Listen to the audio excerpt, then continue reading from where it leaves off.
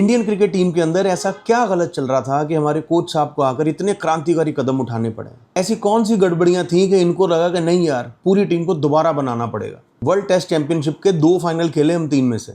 One day cricket का world cup का final हम खेले, अनफॉर्चुनेटली पूरा टूर्नामेंट अच्छा खेलने के बाद भी सिर्फ फाइनल्स में हार गए। T20 वर्ल्ड कप हम लोग जीते हैं, तो ठीक ही चल रहा था भाई, उसको आगे लेके जाना था।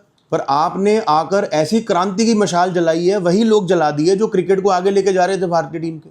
रोहित विराट के साथ क्या हुआ है, उन्होंने क्यों टेस्ट क्रिकेट खेलना छोड़ा है? चलो रोहित का एक बार के लिए फिर भी समझ लेते हैं, विराट के साथ क्या गड़बड़ चल रही थी भाई? ऑस्ट्रेलिया में सैकड़ा बनाया, फॉर्म में वापस आए थे यार वो। डोमेस्टिक खेलो, अगर टीम में खेलना है तो आप भी एक बार डोमेस्टिक टीम को कोच करके आओ एक बार जरा। भाई बहुत बड़े प्लेयर हैं ये लोग, इनको कोचिंग नहीं मैनेजमेंट की जरूरत होती है। टेक्निकली इनको मदद चाहिए होती है। आप इनको डोमिनेट नहीं कर सकते, आप इनको ये नहीं सिखा सकते बल्ला ऐसे पकड़ो, बॉल ऐसे डालो। इनके साथ मिलके काम करना होता है, जैसे रवि शास्त्री कर रहे थे, राहुल द्रविड़ कर रहे थे। विराट को टेस्ट से संन्यास लेने में मजबूर कर दिया, रोहित को कर दिया। चलते ऑस्ट्रेलिया सीरीज में आर अश्विन को लेना पड़ा संन्यास।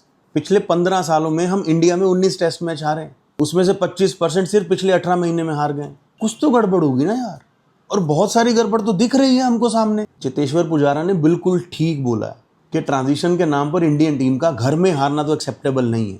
हम बाहर जीतने लग गए थे यार, हम ऑस्ट्रेलिया में जीतने लग गए थे, हम इंग्लैंड में सीरीज ड्रॉ करके आए। कोविड नहीं आता, हम इंग्लैंड में भी जीत जाते वो सीरीज, हमारा मोमेंटम ब्रेक नहीं होता जब विराट कप्तान थे।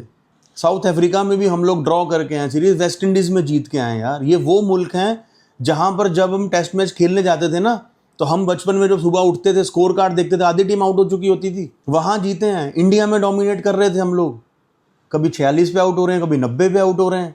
ग्लेन फिलिप आउट किए जा रहे हैं हमारे बैट्समैन को यार, जो रूट 6-6 विकेटें निकाल रहा है आकर हमारे यहाँ पर। कुछ तो गड़बड़ हो रही ना यार, जो दिख रही कम से कम उसको तो एड्रेस करो। मानने को तैयार नहीं है। टीम हार जाती है और प्रेस कॉन्फ्रेंस में आके हम ऐसे क्रांतिकारियों वाले बयान दे देते हैं जैसे पता नहीं देश को मुगलों से आज़ाद कराना है। आपसे पूछ लो शामी, आप बोलते कोई अपडेट ही नहीं है। भाई हमें अपडेट है, हमें पता है वो डोमेस्टिक खेल रहा है, रणजी खेल रहा है, विकेट्स निकाल रहा है। आप सिलेक्टर हो गए, कोच हो गए, आपको अपडेट नहीं। आप बोलते हो स्पिनर के खिलाफ उनको खेलने आना चाहिए, तो भैया सरफराज खान का नाम सुना है आपने? उसने उस विकेट पे 100 बनाया था जिसमें 46 पे टीम आउट हुई थी। वो स्पिनर्स को कैसे धोता है डोमेस्टिक में और इंटरनेशनल में हम सब ने देखा है। 11 तो छोड़ो, आपके 15 में नहीं है वो, आपके बैकअप में नहीं है वो लड़का। कारण भगवान जाने। ये राहु केतु की एक जोड़ी आई थी हमारी सेलेक्टर और कोच की, इनसे कुछ भी पूछ लो इनके पास अलग ही जवाब होते हैं कि रोहित विराट 27 का वर्ल्ड कप खेलेंगे। क्लैरिटी नहीं है। कमाल हो यार तुम लोग, तुम्हारा काम सिलेक्ट करना है, तुम तो डी सिलेक्ट कर रहे हो यार। तुमने करुण नायर को मौका दिया इंग्लैंड सीरीज में, ठीक है उसने रन नहीं बनाए, हालांकि उसका 50 था टफ विकेट पे, जहाँ 5वां टेस्ट मैच हम खेले, जहाँ मैक्सिमम बैट्समैन फ्लॉप हुए हैं, उसका वहाँ 50 था। आपने उसको ड्रॉप करके साई सुदर्शन को बैक किया, उसको भी ड्रॉप कर दिया यार आपने। उसके पिछले टेस्ट मैच में 125 से ऊपर रन है वेस्ट इंडीज के खिलाफ, वो ड्रॉप कर दिया आपने। 6 गेंदबाज खिला लिए, 6 गेंदबाज। और अफ्रीका के खिलाफ दूसरी इनिंग में वॉशी ने एक बॉल नहीं डाला है। अगर अक्सर ने विकेट लिए हैं तो मार्करम भी ले गया भाई 2 विकेट। तो क्या फर्क है क्वालिटी में दोनों की? जमीन आसमान का फर्क है, हम जानते हैं, बट आपने विकेट ही वो बना दिए हैं। आपको सौरव गांगुली समझाते रहेगा अच्छी विकेट पे खेलो, आपको मानना ही नहीं है। आप तो दुनिया बदलने निकले हो ना, समझ से बाहर है यार क्या चल रहा है। संजू सैमसन 10 साल टीम में आने के लिए स्ट्रगल करता रहा, फाइनली उसको ओपनिंग स्लॉट मिला, उसने 3 सैकड़े दिए हैं आपको मार के, और आपने उसको ओपनर से लाके कभी 3, कभी 4, कभी 5 करते करते 11 से बाहर कर दिया। तिलक वर्मा ने नंबर 3 पे आपको 2 सैकड़े दिए, 3 और 4 पे उसकी एवरेज सबको दिखती है, फिर भी आपने उसको हिला दिया। पाकिस्तान के खिलाफ एशिया का फाइनल में उसने आपको जलील होने से बचाया टेक्निकली। आप उसको कभी 5 खिला रहे हो, कभी 6 खिला रहे हो, कभी 7 खिला रहे हो। क्या कर रहे हो आप? हर्षित राणा को अर्शदीप के ऊपर ऐसे खिलाते हो जैसे उसने तो डोमेस्टिक में पता नहीं 10,000 विकेट ले लिए होते हैं और हजारों रन बना के आ चुका होता है। सर ये राजनीति नहीं है, ये क्रिकेट है। हम एज अ फैन हर्ट होते हैं, हमें आदत नहीं है इंडिया को हारते हुए देखने की।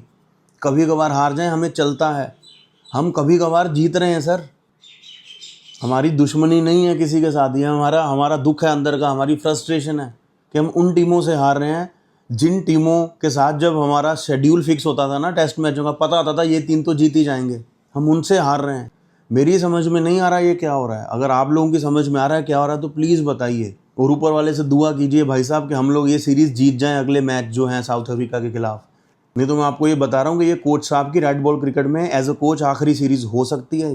हम बड़ी बड़ी बातें करने लग जाते हैं कि रवि शास्त्री ने जीता क्या। भाई साहब उस टीम के साथ जीत कर आए सीरीज़ जिस टीम के अंदर नटराजन, नवदीप सैनी, शार्दुल ठाकुर, हनुमा विहारी, ये लोग थे। अश्विन उस टीम में नहीं थे, जडेजा उस टीम में नहीं थे, विराट उस टीम में नहीं थे। उस टीम के साथ जीते हैं वो ऑस्ट्रेलिया में। कुछ तो यार, कुछ तो मतलब होना चाहिए ना। ईगो वाला तो मसला ही नहीं है, सारी दुनिया को दिख रहा है कहाँ गड़बड़ हो रही है, आप मानने को तैयार नहीं है। एक सौरव गांगुली जैसा इतना बड़ा आदमी आपको बता रहा है let's play on good wickets, आप बोलते हो नहीं मेरे को यही चाहिए। गड्ढा खोदा दुश्मन के लिए, खुद गिर गए।